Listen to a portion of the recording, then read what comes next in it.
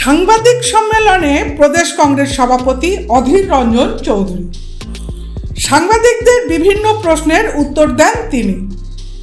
BJP সরকারের কাজকর্মের সমালোচনা, জলপাইগুড়িতে ঝড়, কংগ্রেসের কোন্দল সহ বিভিন্ন প্রশ্নের উত্তর দেন বহরমপুরের কংগ্রেস প্রার্থী। ভারতবর্ষের এই যে সরকার,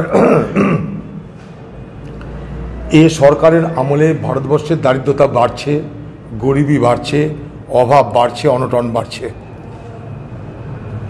ভারতবর্ষের সরকারের বড় বড় দাবি আছে, আমরা এই করেছি তাই করেছি, কিন্তু আজ পৃথিবীতে 127টা দেশের মধ্যে ক্ষুধার তালিকায় আমাদের স্থান 111 নম্বরে।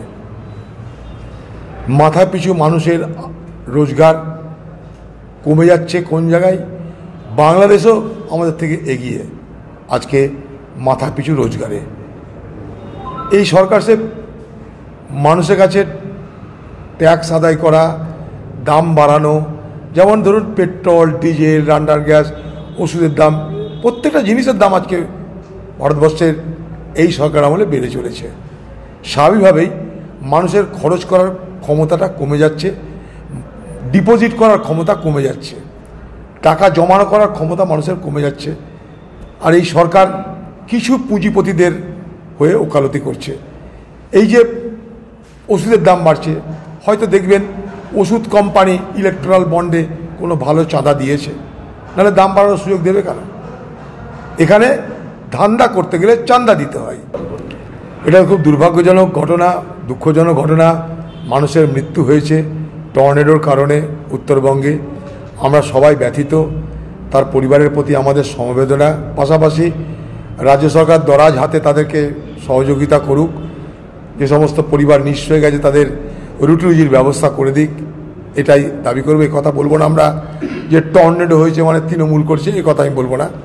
কিন্তু এই দিদি তাই বলে, বন্যা যখন হয় বলে দামোদর থেকে জল ছেড়ে দেওয়া হয়েছে, ডিবিসি থেকে জল ছেড়ে দিয়ে ম্যানমেড বন্যা করা হয়েছে।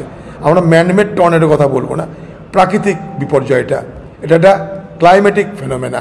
স্বাভাবিকভাবেই দুর্গতদের পাশে দাঁড়ানো সকলের উচিত বলে মনে করি। মিল্টন রশিদ একাই কাফি, যারা সহযোগিতা করবে না বলে ধমকি দেখাচ্ছে, কংগ্রেস পার্টি তাদের বিরুদ্ধে ব্যবস্থা নিতে দ্বিধা করবে না।